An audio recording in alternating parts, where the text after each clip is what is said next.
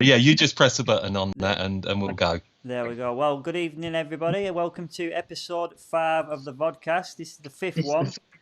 Um, we are live with Dom Lehane.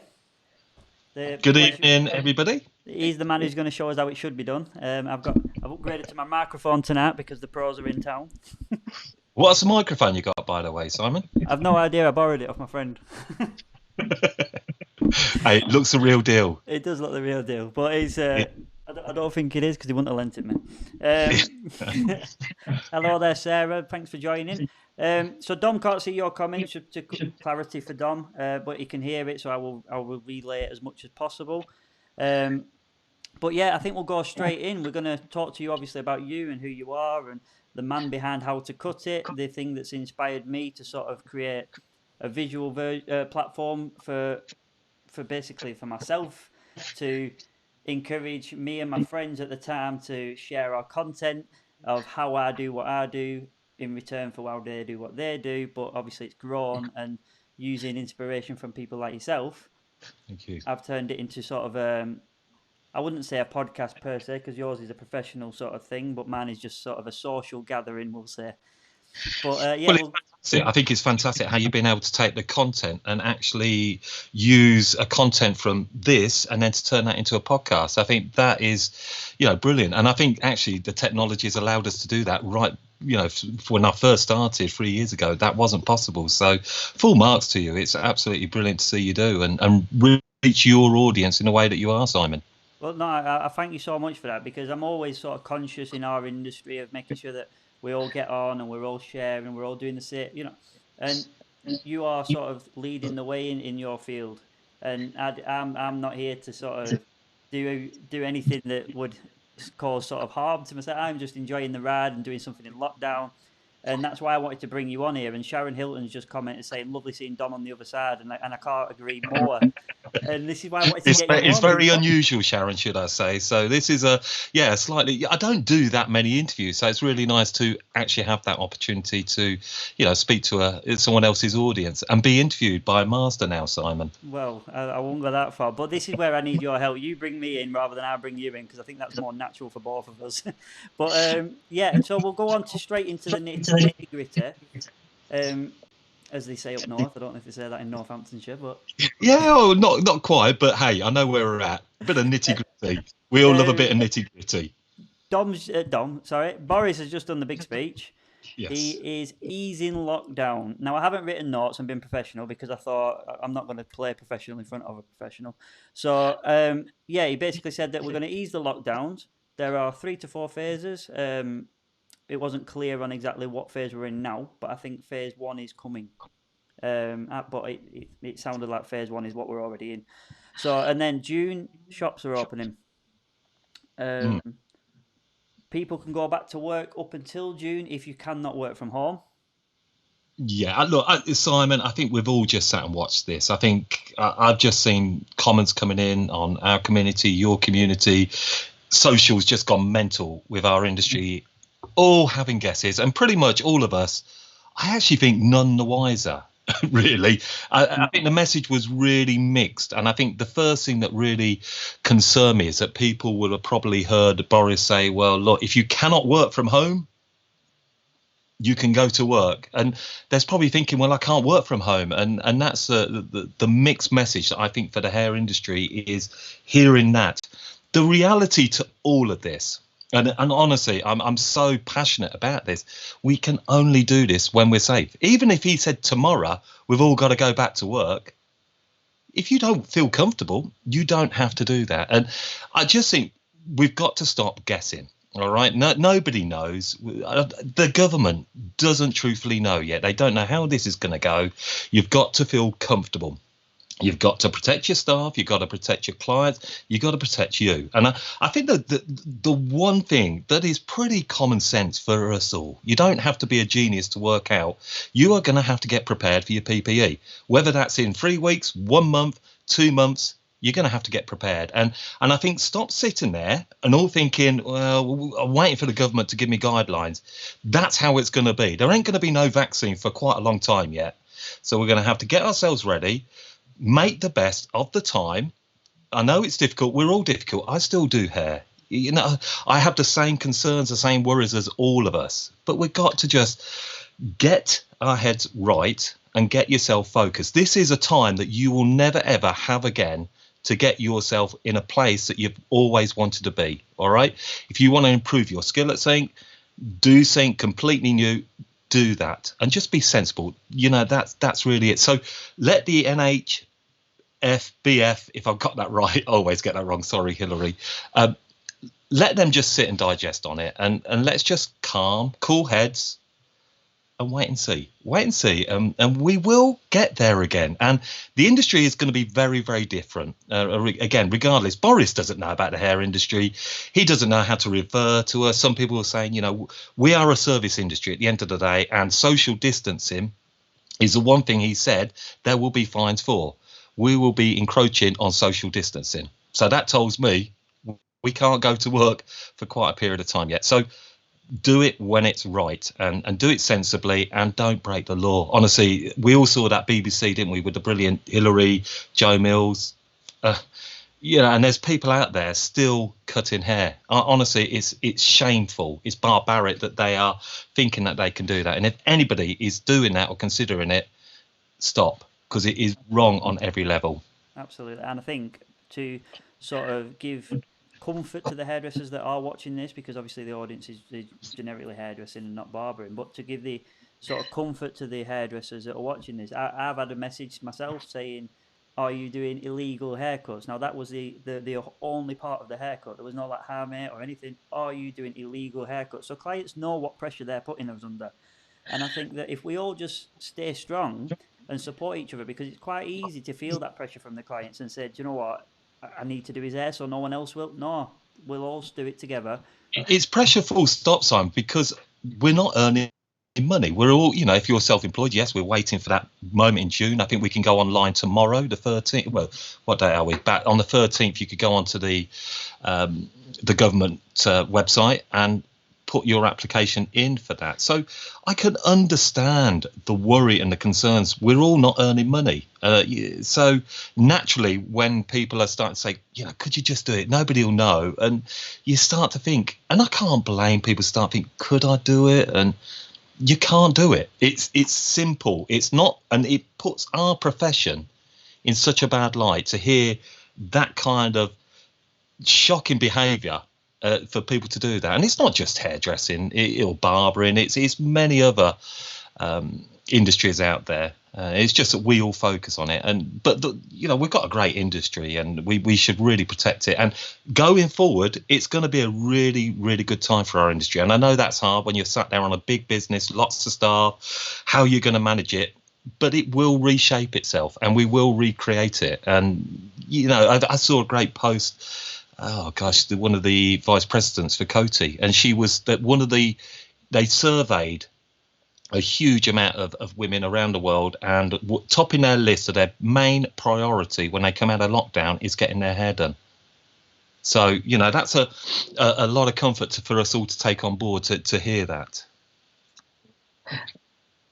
Unmute myself. Absolutely. I mean, I'm just reading the comments here as we go through them, and it's a general consensus that they are so confused. Are we phase one? Are we phase two?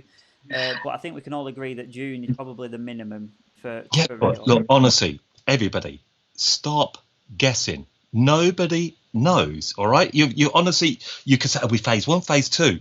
We cannot go to work right now. It is when you are told that effectively you can go to work, then it's your choice. Do you feel comfortable to open? It doesn't mean you have to.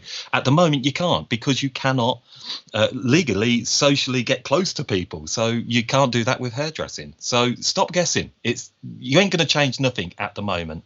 Absolutely. A lot of people commenting here about the amount of messages they're getting from clients. One person said 49 earlier, but I've highlighted one in particular because Amanda Lehane, has said reputation lasts longer than a haircut. So I've highlighted that one because I think that we can focus too much on the negative aspects and just think that if you are not cutting hair, that will take you through to a better, longer career, in my opinion. But that's all I can say on that one, really, because there's nothing else we can do. But we've got over 100 people watching, so it's obviously something that everybody wants to talk about. Of course. you talked about PPE earlier, and I'm prepared for it. The price of PPE has rocketed, and I'm talking ridiculous. Yeah. So, Well. go on. Yeah. I mean, look, you're going to get people that are going to profiteer on this, Simon, and sadly, it's going to happen because people can see money. I saw, and I won't name the distributor, but they were selling masks at a criminal price, and I think they should be accountable for what they were charging. Honestly, how they. For me, I've got to think. I can't announce it particularly at the moment, but my main concern is that we protect ourselves, our clients, and our team. That's what matters. So we have to do it. So to be charging extortionate prices, we are going to have to put our prices up so much to cover all of this PPE. Let knowns that we're going to be running at a much smaller capacity to how we should be. We should be running at 80%, should we, as a salon owner? But we're probably going to be running at 50% of what we can actually physically do as a team, because you probably aren't going to have all your team at the same time and various So we're going to have to find ways of doing that. Our prices are going to have to go right up. And actually, somebody made a really good comment that I saw earlier, and they said VAT is going to become the thing for every hairdresser and barber, because to get the prices that you need to make a living, you're going to go into that VAT threshold. So that's going to be really interesting, and everybody's going to be paying by cards. Yeah, it's a tricky situation in the pricing structure, but I think that's a perfect sort of topic to talk about now, and this naturally has led to this. But it was something that I actually wanted to sort of talk about, maybe not in this podcast, but maybe in another podcast or whatever, because I'm going to put my prices up. But it seems a scary thing to say to your clients, because it does sound like a profiteering sort of regime, and it's certainly not that. And I've spoke to 3 to 4 friends that have salons in the same town as me, a population of only 90,000, and I said that if we all actually rallied together and then stuck by each other and said, look, we're all going to have to go up, we're all putting our prices up, that clients would then sort of understand better. Simon, if they don't put their prices up, full stop, they're going to go out of business anyway. They ain't going to make money. You cannot be a cheap hairdresser on the back of this. So I'm going to show you something while you talk. when you look at everything that you are going to have to do in terms of a price, cover all that, honestly, per client, your client prices are going to have to go up. So stop being cheap. Stop trying to undercut everyone else, and just be confident in what you're doing. And you don't have to keep justifying everything to everybody else. You keeping yourself and your clients safe. If they don't want that, see you later. Goodbye. You know what? That's never a truer word spoken. And I said this to my best friend, one of my best friends. He's missus has a salon in Burnley as well. So we're actually rivals in the town centre. However, we talk a lot. We share family meals and things. And I said to her, look, if we all just actually stand by each other and support the fact that we all have to go up, then eventually the hairdressing will go to the way it should be, where they come for the experience of the person that's cutting their hair, as opposed to moving around the salons because they've got the best deals at the minute. But going on the pricing and overpricing, it was on Amazon the other day. That the temperature gauge. So I've seen this on, if you haven't seen it, I did a little video of what people around the world are doing at the salons that are reopened. A lot of them have these guns to say you are not feverish, etc. Just to people that can't see this and listening later, I've got the temperature gun. It's an infrared one. My missus works for the NHS. My sister's a sister on a ward. 15, 20 quid normally. Yeah, go on. How much? For one that was in stock for delivery before the end of June, I paid £75, and it was the only one I could find. Well, and it'll probably go up even more.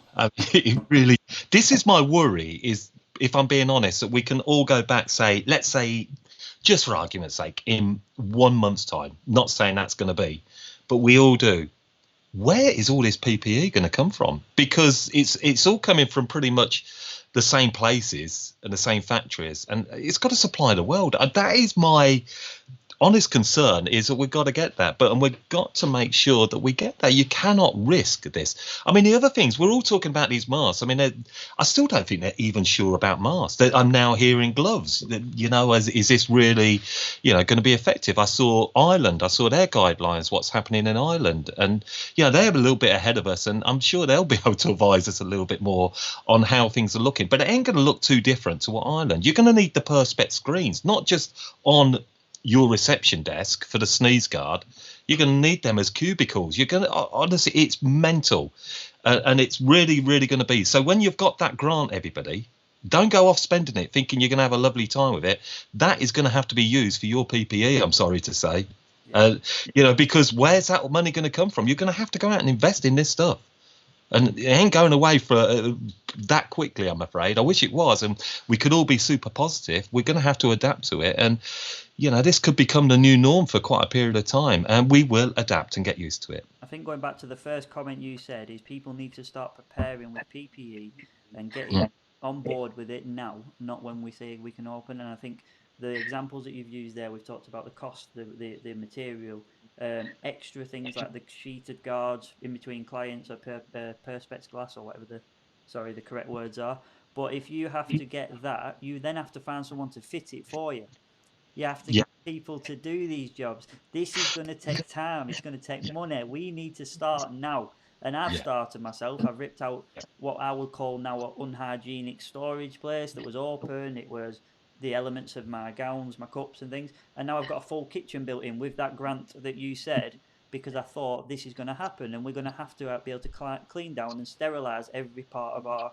Yeah, you're going to have to, it's a new business plan. Everybody is going to have to create a new business plan. And if you've got staff, I mean, the health and safety implications of staff and what you're going to have to do on risk assessments, I know it's stuff that we don't want to hear, because actually that stuff is quite depressing. And you just, oh my goodness, why am I got this? We're all going to have to be faced with it in some shape or form. Whether you've got a big salon, a small salon, it's going to impact you, but you will get through it and you will adapt to it, and everybody will adapt to it in the end, and good will come out of it, and we can all start to then get some kind of normality again. But enjoy this moment you know, because these moments, I've got to say, I've worked bloody hard for a long time, and I'm actually really enjoying this time to really develop myself in ways that I never knew I could. And you have in what you're doing, and I'm seeing an amazing community of hairdressers in, you know, my community, your community, who are all really grabbing this and thinking, you know what, I'm going to use this opportunity. So that's what I would do. Stop getting negative and focusing on a negative. Get the positive vibe going. And I know it's hard. It's easy to sit here and say, yeah, come on, you're going to have to. No one else is going to do it for you. No. And I think that I don't want to go over the PP anymore, really. I think we've covered all bases there. A lot of people are commenting. I bought 309 gowns for £60 on Amazon, etc. But I do think, just to save people a little bit of money and time, if you can actually clean your gown and get it back by the time your next client has come, then you don't actually have to buy a disposable one. So maybe buy 10 instead for a 5-litre salon. Maybe have 10 to 12 gowns.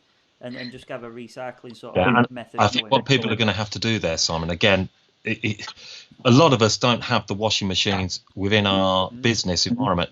That could be a problem, taking all that stuff home, because, you know, I've heard that some places, you know, you have to take off your work gear before you leave your premises. And again, there's lots of stuff. So yes, you can do at 60 degrees. I think, again, I'm no expert on this by any stretch of the imagination, but it's a lot of work, and it's a lot of work on top of a very busy lives that most of us have as hairdressers. You know, even the biggest, most successful salons out there, it's adding more time to our everyday, you know, busyness. But we're going to have to do it. None of us are any different. And on that note, I think just to end that sort of category is you need to charge for it, guys. And if you want to feel the confidence from groups like this and how to cut it, the community there, join that group on Facebook and download the podcast. I'll get that in there for you, because I want to talk about that next. And but yeah, get on the groups, talk to people. If we all actually talk and communicate, we'll actually realise that none of us are in a better position. We're all actually at the same point. All Do wanting the you same know what thing. I would love to do? You just saying on that, and the communities, and I love, honestly, this whole community. I love seeing what you've done. Obviously, there's our friends at Hair and Cut. There's us, How to Cut It community. There's lots of these groups. At one point, I think it would be lovely to bring us all together in some way, to bring all our different communities, because we're all like a list of boozers, aren't we? We'll pop into that boozer, and then I'm going to head over to that boozer, and different people hanging out with different, we've all got our differences and specialness, and that's what's so good.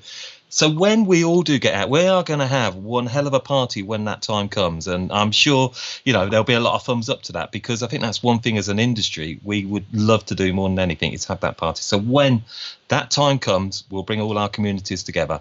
I think what a good sort of sentiment, and what a good way to put it with the different pubs. We all like sort of move left and right to different pubs. It doesn't mean we have a Doesn't mean your allegiance is, you have your favourite boozer, don't you, Simon? Yeah. We all go into a boozer. We like it. I know the people in there, and I like the atmosphere. It's, they've got my pint, but I like the pub over the road, and I like to pop in there. So I always think, I never see any of this as anything more than just really good to get people together as an industry and a generation coming through, which is really, really exciting. As I've seen, in your lives, I mean, some of the names that you've had coming on to your show, and been some great lives, real good energy. Thank you very much. And I think that brings me on nicely to talking about the community, because this is one of the main reasons I invited you on. Because I never expected the growth of the hair socials community in a million years. Not in when I only thought there was going to be a 3-week lockdown. So I created 3 weeks of content. That was my mindset. To then 7 weeks, now potentially 11 weeks to July, I think. So this is why I wanted to bring this on, because I want to share the hairdressing world, what inspired me, who inspired me. And sometimes people have only just seen the lives of the hairdressing creatives. Then they've seen the lives of the business-minded people. And I wanted to show people the next thing that's also inspired me was Dom Lehane. And we had this chat weeks ago. I haven't invited him on at the end of sort of a 7-week lockdown. It was actually weeks ago, and we've just been sort of chatting and getting on with things of his own, because he has his own community. But I want to talk about your community. I want to share your community with the people that are in this community, and talk about sort of how you got there and what it's about. But first of all, let's talk about How to Cut It, because it is a podcast, but I'll let you go further rather than me tell everyone what it is. Well, thank you firstly for the kind words, Simon. I honestly, I can't. I think you're an absolute top fella. I think that likability in you is what's making your community very, very successful. And you talk very well, and you got better at it as well. Yeah, I will got better at it. see you really come on in how you interview. I think you've really mastered that a lot more. But look, my journey in hairdressing. So the first thing that I always say to everybody, I am a hairdresser. I still do hair. I come from I'm a fourth generation hairdresser in my family. Started out 1986, 16, went to London, worked at Trevor Sorbie for a year. That went, off in a different direction, got homesick, came back to Northampton, where I continue to live to this day in Northamptonshire. Had a salon, larger salon, 16, 17 staff. Knew, truthfully, I didn't really see myself as a salon owner, a big salon. I always loved the media, the event side of the hair industry. Always loved the hair industry and love it so much even to this day. In 2000, I'm giving you hopefully not too much of a sort of long-winded story to get to your question. In 2007, I created Hair Club Live, which kind of was started out as a just live events. I wanted to bring hairdressers to our area. We launched that with Lee Stafford and Stacey Broughton of myhairdresser.com. They rammed out a theatre 400. Absolutely loved it. So Hair Club Live grew. We then created that, became a company with two other key people in the industry. We then launched Open Chair Night, which to this day is still going really strong. And I'm no longer part of Hair Club Live. I took a decision last year to, I think I took it where I wanted to go and move in new directions. 2015, I discovered the world of podcasts, and that was just purely out of listening on holiday, tuning in.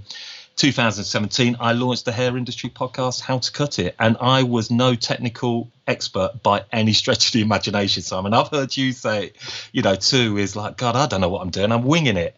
You know what? I winged it. I planned it, and it took me a year and a half from actually thinking I want to do this to actually taking the courage to actually do this, and I've done it, and I invested. Look, I did go out and spend a lot of money on the right kit. That was important for me. It was that was the route that I wanted to go. And the whole thing about the how to cut it was, I keep using the words insights, inspiration, information. It's about sharing the stories of the movers and shakers in the industry, but also the rising stars, digital influencers. And I launched with Tom Connell, who artistic director of Trevor Sorbie at the time, now with Davin S, brand ambassador. And yeah, I've had the honour, and like you, interviewing some key names in the figures now. I see Gary and Michael coming onto the show soon. I had the pleasure to interview them, and Anthony Mascolo, Trevor Sorbie, Eugene Soliman, Angelo Seminara, Sophia Hilton, to name a few of the people that I've had the pleasure, to interview and get to know very well in the industry. So, and it's just gone it's just gone mental. I can't, if there's people sat there listening or watching this and thinking to themselves, you know what, I want a journey in the industry. It is so possible. But I say to everybody, don't think social media is going to be your companion of just making it happen, because, you're a talented hairdresser. You've got to have a talent. But all this stuff, and like you here, Simon, you get in and to do this on a Sunday evening, sometimes probably you think, I could just do a chilling out, put the TV on, open up a bit. But this takes effort and it takes a lot of time. But things can happen if you really want it to happen. Yeah, absolutely. I mean, I won't go. It's not about me tonight, but the sort of mantra that I was brought up on with my granddad, it was a bit of a strange one. But you get on every bus because there might not be another one, but you can get off at the next stop if you don't like it. Yeah, that's absolutely perfect. And excuse me, hay fever is terrible at this time of year. Yeah, I had obviously Georgia Bell, who came onto your lives, and I use Georgia all the time, and I've got to know her very well now as an industry friend, and I use her. So when I do some keynote talks, and I've done a few of those for brands, and I kind of, my keynote talks, and this will be something for you to go at, Simon, in the future. But you kind of take on board everybody's stories, and they're your inspiration for your motivational talks. But I use Georgia all the time as an example of a northern lass. There she is in is it Rochdale or Rotherham? Yeah, but she has gone out of her way to make herself one of the most talked about people in British hairdressing now. And this is a girl, in a ex-mining town. But the reason she's done that is not by luck, by actually a lot of talent and learning and wanting to learn and continually developing. And that's an inspiration. And she gets off her backside and she works really hard to do that. Yeah, in any job, in any industry, it doesn't need to be pointed out to you. But if you work hard, things happen. It might not always happen the way you plan it. It might be for the better or the worse, but things will happen and you will find your way. And George is a perfect example of that. She comes from a similar town to myself. We're both, like mine was a mill town, like you said, hers was, what was her town again? What did you say? Rotherham. And then, but we're both from similar sort of backdrops. I mean, I know Rotherham from her story and the rundown shops that she constantly posts about, and she's trying to make a living in a high street with no shops. Very similar sort of story here. And we're both using social media to help our sort of passions. And people who are watching on here, we have got the space to give you to perform. And whether it be how to cut it, whether it be here, you run these competitions, the friendly competitions that you run of share your work, visual stuff. It's all fantastic things that keep us engaged and motivated. And we have to work at those things. As Alan Austin, a fantastic hairdresser, says, I always use his word now, you've got to keep yourself engaged. And hairdressing, as we all know, everyone that will watch this, listen to this, knows how hard hairdressing is. It is a hard job. You've got to work at that. If you just get into the groove of it just becoming routine, you will get bored and you will get out of it, and that would be it. If you get engaged and you think, right, I'm going to go right to the top of this, as far as I can go, and the reason you're going to do that is because, like you just said earlier, Simon, so you can charge really good prices. Put your prices up. You back it up by being really good. And that's what all the top names in the industry do. They don't do things cheap. You want to be Sophia Hilton? Listen to my podcast with Sophia Hilton. Yeah. She will tell you exactly what it takes to become Sophia Hilton. And she's a northern lass too. Blackpool she comes from. And there's no coincidence. Actually, there's a lot of the big names in the industry now, like you coming through on the ranks. And Georgia, Kai Wilson, Lake District. years ago, you were hidden away. I'm not being funny. Unless you were not from London, it's very difficult to really get out there and make a name for it. But social media is there. So if you get social media, you work out where you want it and why you want social media. What's the reason for you to be doing social media? Is it about your business and salons? You want to just be a mega busy salon in your area? Work out what it is. And once you know of it, you can run with it in whichever way you want. But work out why you want to do it is the best advice that I could ever give. Absolutely. And there's a 60 plus watching this every single day, and the people that are watching this, you are the sort of people that we're talking to, because you're the ones that are tuning in. It's not about us just standing here saying listen. It's about people. We need the people to listen, and I was the person listening to your podcast, and now I'm here doing something myself. And one of the underground sort of inspirations, and I use underground because if you're in the industry, you kind of know who he is, but he's Stuart Chapman from L'Oreal.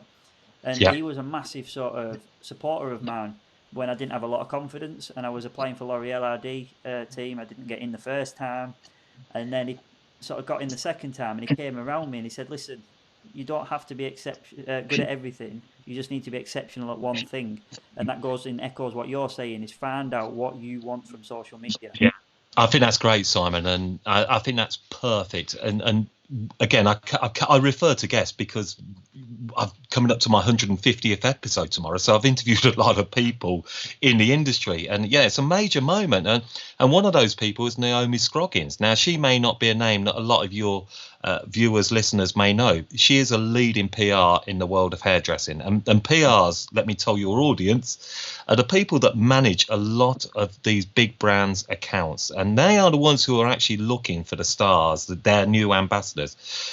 Naomi Scroggins, who's worked with L'Oreal, she's currently with Wella.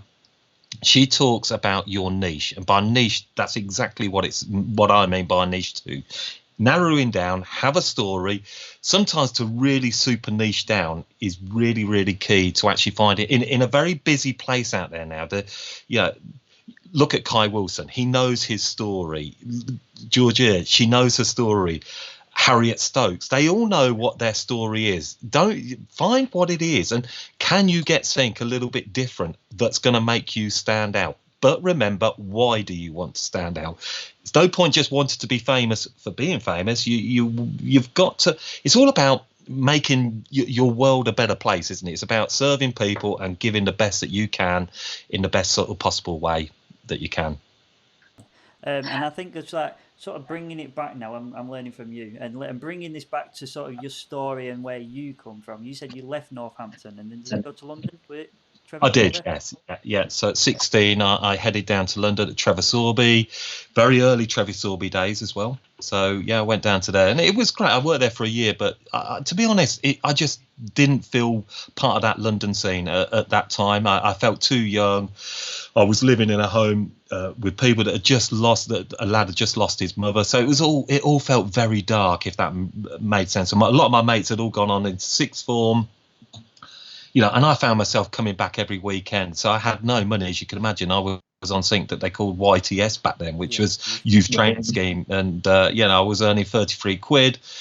But, yeah, I mean, the best thing that I took from being at Trevor Sorbie at the time, I was a trainee for Eugene Suleiman long before he was the session stylist that we all know now. So, yeah, it was incredible. This is what I want people to sort of hear, because I think when you've just said it yourself, people think that you fall into the place you're in. They don't realise that there's a lot of work and a lot of doors closed until you get there. And this is what is exciting to hear about yourself and where you've done it. Honestly, I cannot tell you, Simon, how long a journey I've been on, right? And I'm coming up to my 50th in June, and I'm proud to be coming up to that. And I feel excited about my next journey. I feel excited about a generation. But my journey is still very, very early. I'm not working towards an endpoint. I'm not sitting here thinking, my retirement plan 10 years down the line. I'm thinking about changing things. I don't want to follow. I'm not a follower. I may not look like the sort of fashion guru type, but I like to do things different. I don't want to do what everybody does, if that makes sense. And I think that's always been a drive for me. But everything that I've always done has been hard work, and I've had my fair share of downs, and honestly, it's not always been this, and I haven't just landed in this position. I've had to create this. I've had to, there wasn't such a thing as podcasts when I went out there, even digital. So I've grown up, when Facebook launched, I was there. I came out of the MySpace era. So when people talk about social media, they talk like, oh, we were here and founded it. No, we were a generation that kind of were there at the start. And Twitter, when that first came about, was a key for us, really, in terms of, which is now the most forgotten sort of social media in our industry. But I get excited now when you watch TikTok. I post in our community, and I'm loving to see. I love that just from an entertainment point of view. It can be a bit of a time number, and unfortunately lose too much time. But that's what I mean. It's a journey, and it isn't just social media. I'd never ever switch off from what I do. My head's always ticking over. Drives me mental. Do you know what? Yeah, I think a lot of the people that I speak to, and I put myself in this category, it's this sort of, I can't even sit still sitting here now to talk to you. My feet are going 10 to the dozen because as hairdressers, we're not meant to sit still. We're meant to be sort of bouncing off the walls. But just to read a couple of comments out before we go back to the London scene. Carolina Saunders says hello. Said it's lovely to see both of us on the screen. Carolina's, got to know Carolina well. She's amazing. A lot of people talking about the YTS comments. £30, Nicola Donnelly. Yes, yeah. Where was the other one? Daryl Starkey Gettings. It hurts when you see a lot of doors closed, but you've got to keep knocking on them. And I think so that's a perfect time to bring that back to the London story. So you found it difficult, you've come away, and this is where it gets exciting for me because we hear this story of people going to London to find success. But I wanted to hear how you found success after London. Well, I don't think London is that place that you need success for anymore because the whole everything's changed. We all know it. It's there in our face. Social media, you can make a name for yourself wherever. And look, wherever you are, if you want success and why you want success, it's possible and you can make something happen. So for me, what really drove us to be in a situation what we're doing now, Simon, was a case of doing something different, if that makes sense. So even at the time, so I was doing club promoting. So I still love house music. I love anything with a banging beat. I absolutely love. And so I used to do club promoting alongside running my salon. And actually being a club promoter, I really, really, I loved bringing people together. I love the energy of what you get from a club night. But what I saw was how DJs were getting booked, and I thought, well, I can book hairdressers and put them on in a show. In effect, hence the name Hair Club Live. It was kind of a whole kind of club live hair, and that was it. But what enabled me to go from a local point of view was a long journey. I keep saying from 2007, before we got onto that, I launched our very first open chair night it was a Pat Boozer in King's Cross, and there's a few people that you probably mentioned and that came along, and I just remember thinking to myself, God, we've gone from this town and I'm in this boozer and Tim Hartley's in here and Adam Reed and who else was in there? Kai was there. It was just mega. And I knew at this moment we launched Open Chair Night, everything changed. And that was, it was a changing moment for me because we created something that I felt was needed in truth. And it was a game changer. Jack Howard came along on that night and he said, and I'll never forget it, he just said it's a game-changing event, and it was. And we went on and done tours of Open Chair Night and to host those and to bring on the new breed of hairdressers, and that was, it was hard work. But what allowed me, you didn't have to be in Northampton. I sit here in my studio now, my podcast. It's where I'm in a village, right, in Brixworth, right, Northamptonshire, opposite a pub. It's a small space, but I got invited to do a talk to the digital team of Coty in December. Chamonix, they flew me over. That didn't just happen. That happened because of hard work, hard drive, hard determination. My wife just thinks, I drive her mad. So that's what I say. So being in London, it depends on what you want out of hairdressing. I wouldn't want a business in London just because of the rates of business being there. But everybody to their own, and there's amazing names there. So yeah, that's a see. This is what I love about this story, because it's synonymous that, oh, you want to make it big, you need to go to Manchester or London or wherever. And I had children quite young, so I've always felt this roots attached to my town. I'm always a bit of a homeboy anyway. I'm a local lad, Burnley fan. You're a Burnley fan, are Yeah, you? exactly. Yeah, my kids are Oh, from. claret and blue, West Ham. Oh well, different ones, but same sort of colour, I guess. But Or claret and blue before you. yeah, true. You were actually. But yeah, this is it. And I was always told, because I started doing a few footballers, oh, you need to get a salon in Manchester next. And it was always a fear of mine that I've missed the boat. I've not done it right. I've not done it correctly. And it's only sort of like now, in the last 2 years, I'm starting to see what my hard work is leading to, because I still didn't know. 2 years ago, I didn't know where I was going to go. This is a natural part of me being a podcast. I get inquisitive myself, you see. What I am going to say to you, son, you're going to come onto my podcast and I'm going to interview you, all right? So we'll organise that, because I need to learn more about you as well as many of your community would love to know. But it's the way you want to go, isn't it? I guess on everything that you're building now, you're giving yourself a springboard, for something very special. Well, the reason I started it, I said it before, and again, I'm not going into too much about myself today because it's about you. But the reason I started it was because of fear of no one watching me, fear of not having an audience to perform to know what I can do, because I didn't think people was interested. So yeah, just make it happen. If you have a goal, go for it. But yeah, so you come back to Northampton now. You mentioned your wife. You've got your sort of your hair club lab. It's peak now. You've done all that. And then where does that sort of branch off to the next part that you said about earlier?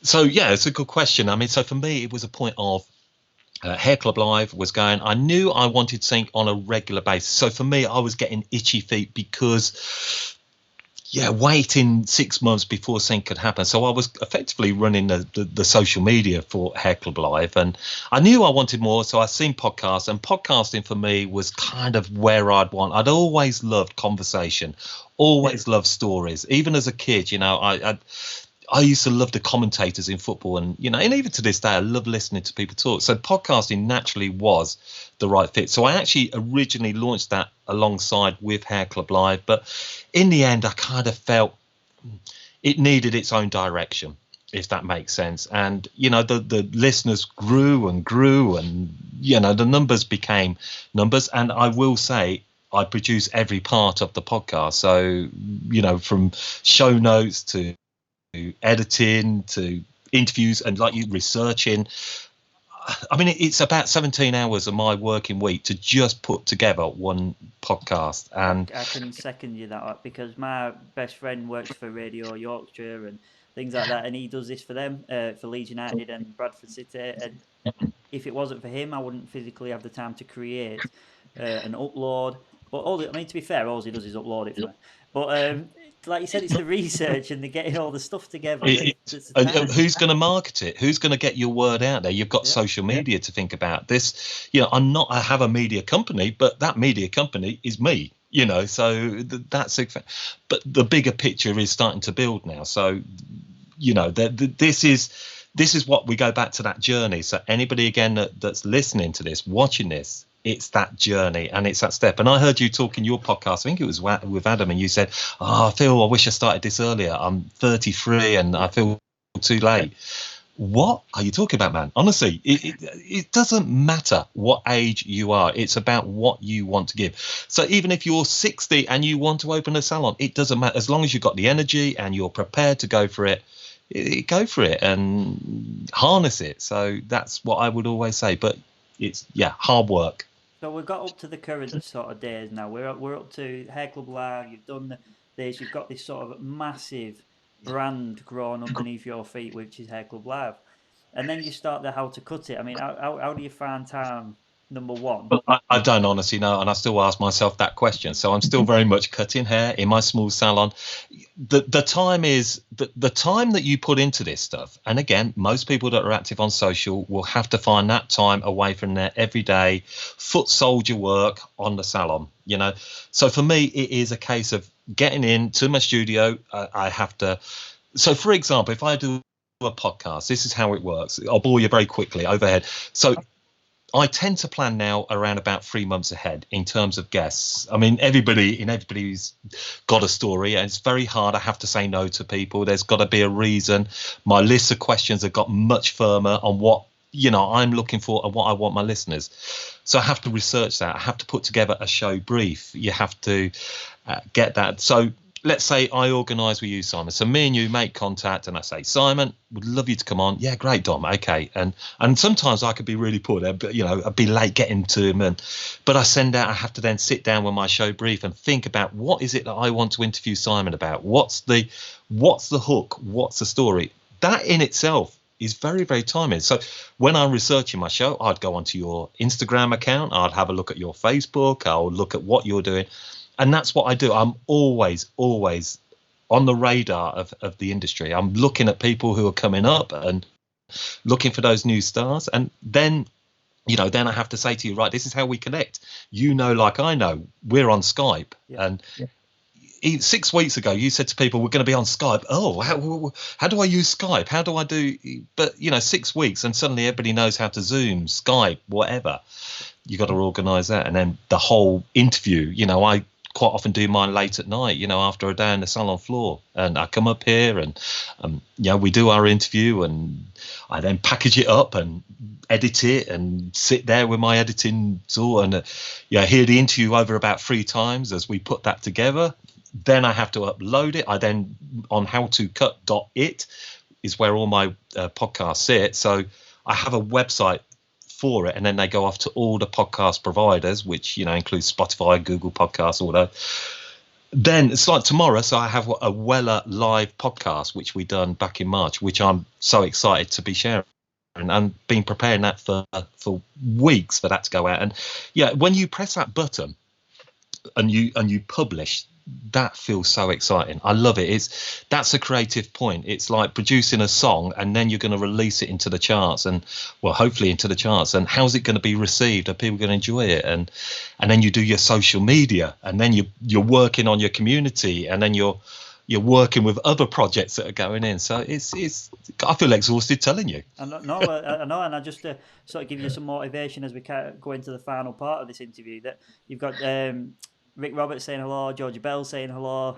They've all come on to say hi. We were talking about you, Georgia, earlier. If you wasn't on, we talked about Rotherham and the working class, the story behind it. So if you haven't listened to that, but going back to your work ethic and how you've got to where you've got, and I sort of like promote you as a person as well as your brand, because you have inspired people like me, and I wanted to make sure that we don't cross paths more than I wanted to sort of like go in a parallel line, but in the same story. So you be your podcast. You are professional, and if anyone hasn't listened to it, please subscribe to it, because it's engaging, it's fascinating, it's all these things that I struggle to do naturally, and I'm working on.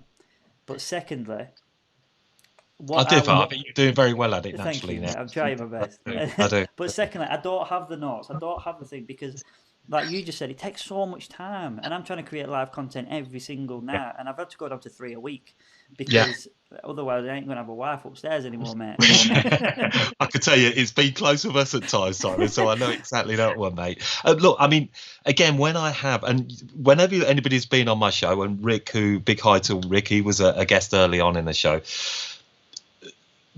great conversation. As hairdressers, we are great at conversation because that's what we do. So actually interviewing hairdressers, barbers, they're great guests to interview because we can talk really, really well. Excuse me as I blow my nose again. It's something we all naturally do. So like you, I have a show brief, and I'll have topics, and I'll have bits under there, and to be honest, I go into the second bit and by that point, we're just going off in a completely different direction. But what makes a great host, and I've seen a few of them. I've seen some poor ones as well over the last 6 weeks.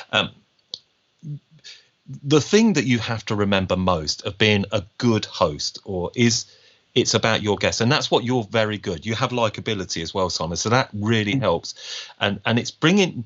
You have to you're the ringmaster. That's how I kind of see myself. It's like I'm not the trapeze artist. There's people better at being a trapeze artist than me, and better at riding horses in a circle than me. but I'm a good ringmaster. I know when to bring people in, and you get a feel of when stories are going a little bit. I'm starting to lose a bit here. Need to just bring it back in, and that takes time and practice. And I was not perfect at it, and I'm certainly not perfect at it out, but I've learned how to become pretty good at it. But, and this is a big key in a live and you're interviewing people, is to make people feel comfortable. If you make people feel comfortable, they will open up. And that's great show hosts, Parkinson, Graham Norton, whoever you like, that's what they do. They make people feel comfy, and then they will reveal more. And let's be honest, that's what you want. You want to get the story that maybe not everybody else gets. Yeah, and I think that's why I don't want to be too structured with it. I mean, if you watch my week 1 to week 7 and you look at the sort of interview list of questions that I got prepared, because I thought that made them feel more comfortable if they knew what was coming. And then you look at sort of today where I'm saying, you're right, man, these are my 3 topics. And then we talk about you.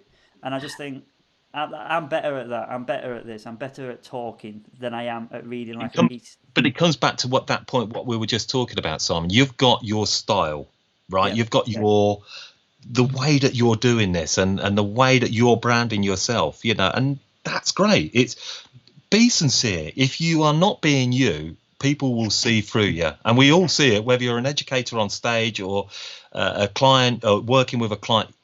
You see through falseness. People that are being insincere, I can sense it in seconds. People like that, and if you don't, people tune in and support your show because they like you. They're actually supporting you, and that's why you've got this community building. So yeah, I mean, where you go, I mean, gosh, your Matrix will be biting your hand off very soon, mate.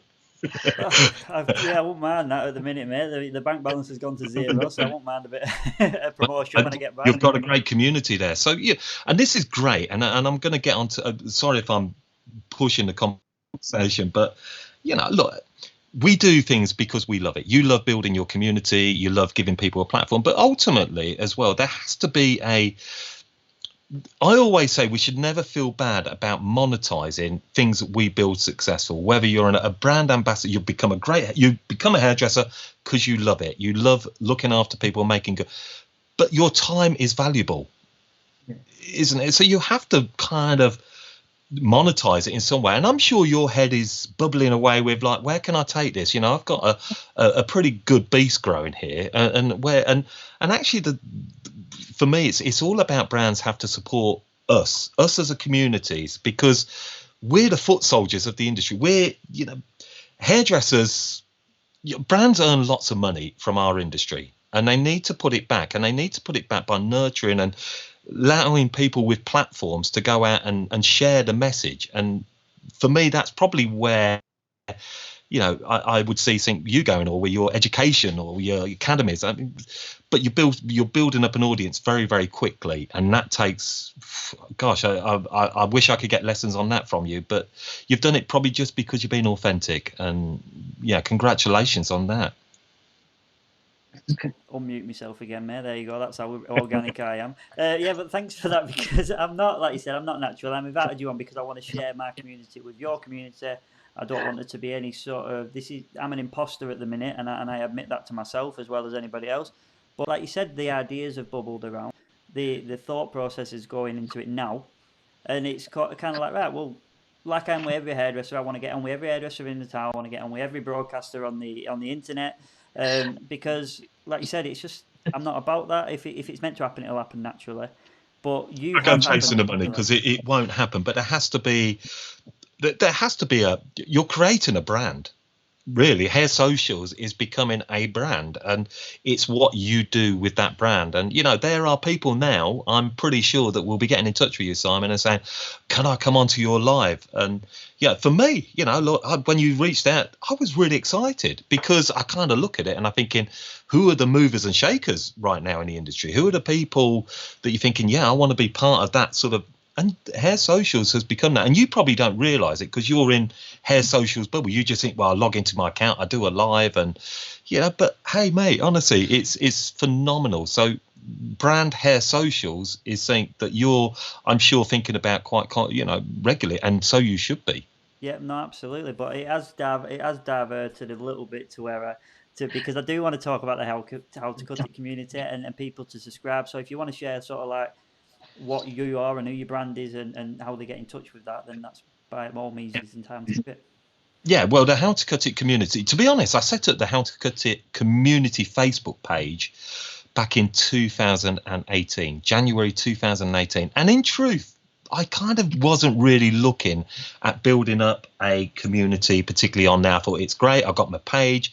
My podcast was kind of, that was what it was all about. But I knew that I wanted to start to build something pretty special on the back of it. And for me, I'm always about championing new stars in the industry, right? That's actually what I really love. And if I can provide a platform to give people that opportunity to make a difference and help them discover their next step within the industry, that's what it's about for me. That's honestly, it's why I've done Hair Club Live, and I kind of know that's where it's going. So where I go with the community, I don't know. I am launching a new show very, very soon. I will probably announce that next week in terms of. It was a Hair Socials exclusive. Go on. No, I'm going to save it because I've actually, the people that are going to be with us are going to be on there. It's going to be different. It's not going to, because again, that's what I want to do. Hair Socials has got its thing, and I couldn't do what Hair Socials has got.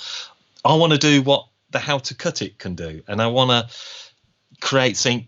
And so we're all got our different, like I said, our different pubs. You go to your different pub for a different form of entertainment, and that's kind of where I'm going. I got I wish, do you know what, I feel like I've been saying I want to renounce this. I'm working with a big media name in the industry as well, and again, we're having a call again this week on launching something exciting. So I've got a name in my head. Again, I've got a name in my head there. Have you? Yeah. Okay. As much as you put that name to me, I'm not going to say a word. But yeah, so we're going to be working with them, and everything that we're going to be doing is about providing a great platform for our industry. Really, that's what it's about. It's about making our industry. It's about making people genuinely engaged in our industry. I think we all talk about getting school leavers in, and we've got to get more creative on getting people into the industry. And actually, I think we're doing a really good job at marketing our industry through social media, through things like Hair Socials, How to Cut It community. So the How to Cut It community is evolving. It's growing. Opportunities are coming. I mean, I've been, again, on the back of podcasts of Weller, I'm hosting their lives for them next week on Instagram, which is over the next 4 weeks, I'll be hosting, Weller, and I'm not affiliated to any brands. I must stress that I'm independent. Tomorrow, I launched the very first podcast live that I done. So back in early March, we done 2 events. Weller invited me to go along, host their events, and record it as a podcast. So we're going to be doing that tomorrow and 2 weeks in Manchester. So those are the things that we got on board. There's another big brand who wants us to do more stuff with them, and that's where it's going. But my How to Cut It community is about people on there firstly to just share their insights. I don't want spammers. Simon, you don't want spammers. No. We all know what it looks like. It's boring, it's old, it's dated. To just spam through every hair group and community is old, and I see them all and I know who's doing it because I belong to every community there is, and I kind of say, oh right, they put this in my post, and I don't mind people doing that. But what I just say is, if you're going to post something in my community, our community, be more creative to your community. So if I came onto Hair Socials and I would like to share something, I know that I'm talking to your audience. Or if I was going into our friends at Hair and Cut, Phil Collins, Jonathan Graham, who had done a brilliant job with theirs, I would be respectful of their community. I wouldn't do it by just copying and pasting a link to my website because it's spam. Exactly. Yeah, and I'm sure everybody that's looking and listening to that would probably think, I don't like it, don't do it, because it's honestly, it's old hat. Well, I'm getting, trying to be sensitive about it, but I am getting messages of certain sort of attack, if you will, saying, I just wonder why you haven't accepted my post and things. And you'll have had this for years now. This is new to me. But you seem to sort of upset the apple cart if you don't accept it, but then if you accept one, the apple cart collapses. It is, and it's hard. I tend to be a little bit more lenient on people that are more active in my community. I think if they're more involved in the community, then I do get in touch with people and I say, look, I'm not going to accept this. I try and be honest with people and just, it's lazy. It's a bit like going into every pub, right? We're back to the boozer. Yeah. Going into your pub and you're just going to go in, right, this is my business, here, see you later. And you go into every pub around town. You wouldn't do it, would you? No. So why are you going to do it in community? Social media has moved on from that. And also they don't reward you for just putting a backlink in. They don't want you to send people off Facebook or off Instagram. You've got to, people are going to respond much more to being engaged in conversation. And I've got some wonderful community members, and a few of them were on here. Amanda Lehane, who's come on, and Georgia Bell, Carolina Saunders, just to name a few, are all about helping each other. And that's what ultimately it's about. And then those opportunities will come. Daryl, he has been, for me, he has been a revelation. Like you, there's people that have come out of this lockdown as the new stars that were before. They've just gripped social. And that's what I'm loving. I've watched Daryl's lives. And again, I recommend people go and check out Daryl's lives because he's put himself out there. He done one last night and he's willing to let people, he's being trained whilst doing a live. I mean, he doesn't mind people saying, look, I don't think that's great, you should do this.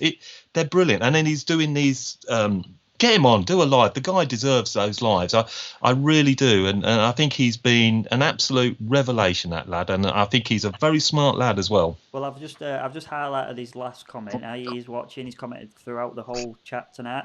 Obviously, I reiterate to people, Dom can't see the chat, but I'll try and read it out as I can. But yeah, he's someone I've seen. I've never heard of him before. I'll hold my hand up. I certainly don't mean to offend anybody by any of these comments, but I hadn't heard of him before, and now I have. I've seen 5 or 6 of his videos because of you and your support and sharing the content. I think he's a friend of mine on Facebook now even. But this is what I love, and this is a reason I wanted to sort of give people the chance to meet you, because you've promoted me. You've not just said, well, hang on, there's another company or another community even, or a brand coming through. You've said, oh yeah, go on, no problem, yeah. And we've all sort of like, you shared your audience, so I'm sharing my audience, and that's the way I see it. And if I could summarize how to cut it in a word, it would be a premium. It would be, that is what I see yours, the cleanness of it, the sort of, your voice, even your voice is premium. It's like the headset you got on, everything about it is a premium. Yes, the artists, everything about it is a luxury version, I would say, of a podcast for hair. Well, that means huge amounts, Simon. It really, it does. It takes a lot, and I'm not backed up by any big players, anybody. I'm always open to offers, of course, but we do it out of passion, and I've always loved the industry, and I keep repeating this. I want people to discover their next step in the industry. If you want to be, and people say the obvious, I want to be, you'll be a session stylist. So there's a lot more to the industry than even that. You may find yourself thinking, actually, I want to get into the industry, but I want to go more into the media side. I want to become a PR.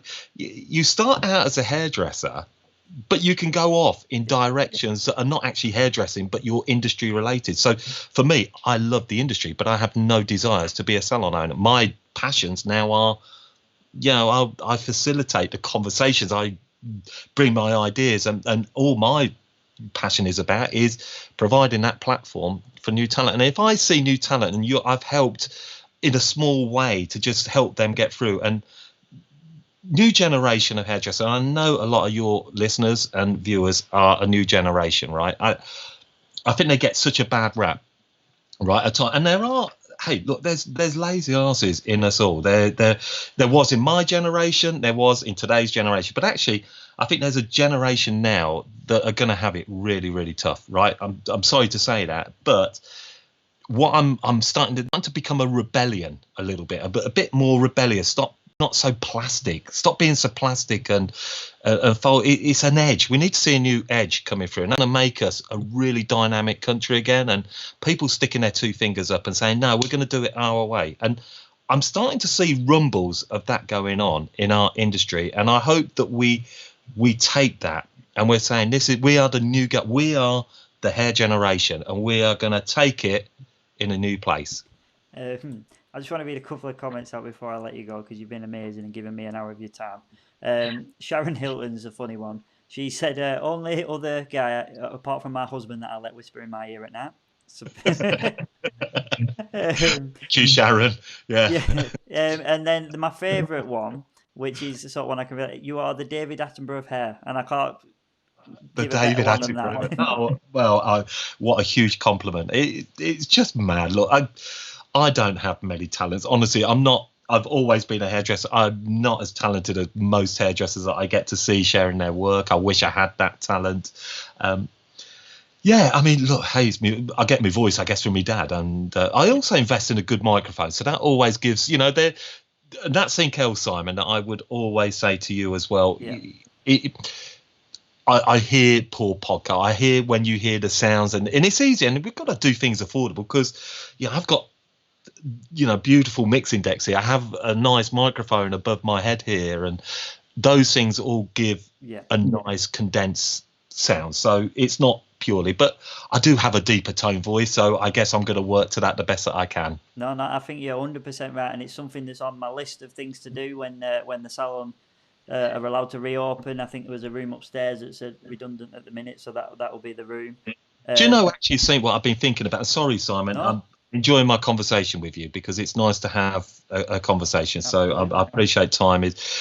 But something that I am looking at doing is actually I'm really serious about setting up just an online course to get people up and running. We're doing a podcast for the hair industry, not just set it, because there's lots of things out there, but I think what you need to create, how to reach out and get great guests or find your story in there, because podcasts have been massive during this period. I've seen my numbers going up no end, and I'm seeing people are doing their lives now, and everybody's thinking, where am I going to take my lives? How am I? And we'll be doing that in the How to Cut It community, the Joe Robertson, and every day we put a challenge in there, and how many have followed it through, we'll wait and see. But the whole point is online education is going to become really key, and podcasts, and and I feel if I can help people on that, and they would be interested in wanting to know how they can do it in a kind of a real good quality that could take them in a slightly different direction, then that's something I am starting to think could I go with and run with. Absolutely. And if anyone watching this is interested in that, absolutely get in touch with Dom, because learning as I've gone, I will tell you still a million things that I am a mile away from, and every year you will have learned brand new things and got new skill sets and new tools, and what you have in your head as a fountain of knowledge, and Lehane is watching here, and I'm going to bring her into this in a second, is worth gold. And I would say to everybody, just get involved in that, because I need it, and I've done 37 in 7 weeks. But one of the sort of like best things for me that's come from this is getting the big names to say that, I don't know, just to acknowledge me, number one. And that's an honest sort of answer. Yeah. Well, that's a hard one in itself, Simon, I have to say. And even to this day, it's there's a lot of big name hairdressers actually that are they've made it in the industry, so they've almost switched off what's going on around them. So they've probably got no idea that the hair socials has become massive. They have no idea How to Cut It has become the podcast that it's become. They just say, oh, who's this? Who's it? Unless you're Hairdresser Journal or Creative Hair, then they tend to not be overly interested. The advice that I would give you, and this is get in touch with PRs that manage these companies and brands, and make sure that you don't get hijacked because of your eyes, because people will start to think this guy's got something, he's got a lot of viewers, a lot of ears, that has value. So they'll be, oh, we've got a guest for you, and then they come on, and it turns me off straight away if they just want to talk about their product and brand. And if they're going to do that, they're going to have to pay for that. And there are certain brands that are brilliant at that, and they're very, very happy to do that. And that's something that I would really say to you is, is don't get hijacked, because people will take advantage of your success, and that's not right. Ah, cool. Well, that's an amazing sort of tip, and I will come back to that after the podcast, I guess. Like I tried to do it differently. I've tried to make it sort of you do it weekly, and I have no idea how you come up with content weekly. It is beyond me, because it's such a feat. But so that's why I've used half of it as news, half of it as a guest, and then it organically just turns into what has now been an hour and 10 minutes of just sort of riveting conversation Nice, for me. And I wanted to sort of like bring in. We talked about the bigger names that have been on the shows, and your shows have got the best names, not even the bigger names, the best names have been on your show. But then I've got a random one, and I thought I'll just announce this now. But if I put an event up, we usually get about 100 say they're interested in it. And then from that, it grows into the live audience, because obviously not everybody clicks go in. But Lehane, who is from Cyprus, only met her through her socials, reached out to me because I asked her about Cyprus opening, and they've reopened. She's doing an event for me tomorrow that's had over 300 people say they're interested. Now, this is not a name. This is more than I've had with, and I'm not, well, no, I won't say the names because it's not about that. What it is about is the fact that no one's ever heard of her, and we're all excited to watch this, and I'm excited to watch it. I love that, actually, Simon. And that's, for me, I get excited by that as well, because sometimes you and again, it's like with my podcast, you always think, right, I've got a gold guest here. Like in our industry here in the UK, Ireland, they are massive. But sometimes it's the lesser names that tend to create a real interest. The thing is, you have to create a great title as well. That's another tip that I could give you. You have to think about what's the story. So if I was going to bring you onto the podcast, which I'm going to do, I'm going to think, right, what do I want to do with Simon's interview? Where do I want it? What are people really interested in Simon? Obviously, they love that you do footballers' haircuts. We all think that's great. But actually, hair socials. Like you want to ask me about how to cut it. I would want to know, right, why are you doing it? So, and like you say about Lehane, who's doing it, I'm sure she's got something quite interesting or unique. Maybe she's got a look about her. Sometimes we're sold by an image of how someone looks, and you think, oh, they look cool and exciting. It's how you market bands and singers, isn't it? You make sure that they have a great look about them, and we get excited. And that's the thing. I mean, last week I had Fergal Doyle come on to the show, and it wasn't a branded, but nobody hears particularly of Fergal Doyle as a hairdresser, but he is really high up within Weller, and he came on. We talked about influencers, how to be a hairdressing influencer. That show has been huge because it's a title that people are excited by. Niall Colgan, right? Again, his profile is now rising all the time. Have you heard of Niall Colgan? Irish hairdresser. He's great as well for you to. He told story brilliantly, but he was my most downloaded show of last year, and the reason being, he had a story, an hour and 50, and it was called Alcohol, Drugs, and Suicide Attempt. So, as a title, and that pull people in. So, it's not always a top guess, and sometimes maybe don't always go for those. I am muted. I've learned that straight away. It's easily done on these, isn't it? It's hard work. I've got 3 kids running around upstairs, mate. I have to. You're doing very pro-light, Simon. It doesn't show. No, thank you. But yeah, no, like you said, I've had the big names on. I'm thinking this is it. This is going to pull them in. This is going to be my brand's going to be like, because I do work for Matrix, but I've been very, very conscious of making it not a Matrix thing, because it's not for me. This is me. And I get hijacked otherwise, and you need the brands. Look, brands need you, and we need them, because they need eyes on their products. And I like tomorrow, I keep saying it is a partnered episode. Weller Professionals paid me to go and do this live. It's the first time anyone has done a live podcast event. And they've always supported us, but I'm not aligned to them. But they believe in us and they pay us, and it all works because we get an authentic conversation that isn't selly and use it. It's whether you use Matrix, L'Oreal, Timbuktu products, it doesn't matter. It's about actually content, and if you put some attention on that brand, great. We win, they win, our listeners win. Absolutely. Amanda Lehane says was so emotional. a nice one as well. She is, and she's another one. She was the Step Up and Shine winner last year with the Amanda, correct me. Anyway, Step Up and Shine. She's actually got a blog post coming onto the How to Cut It website very soon, and her energy and she's really putting herself out there, and you can tell she's very likable as well. She came onto my 100th episode of the podcast as well, where I just brought listeners on, and so really good, really impressive with her. She's mentioned it was an honour to be invited on that earlier, but obviously that now fits into what you're saying. But yeah, I think people are just saying, look, it's great to have real people on it, and that I applaud you. She's on about people talk about the fellowship. If you don't know what the fellowship is, I was only introduced to this sort of when I got into the RD team. Check it out. Check out your avenues with the brands. It goes back to brands, like you said. But check it out and see what you can get to, because honest to God, if you think you can do it, you will do it. And I know it sounds bizarre, and it's a bit like The Secret, and we're going down this mental sort of direction. You do attract what you want, and I think whatever you create, you can have that. But anybody that has got to there has had to go through hell. They've had to be obsessed. Tom Connell, that's what he talked about. And you have to, as Lee Stafford said, you've got to get off your backside. As Georgia Bell done, she had to get on a train.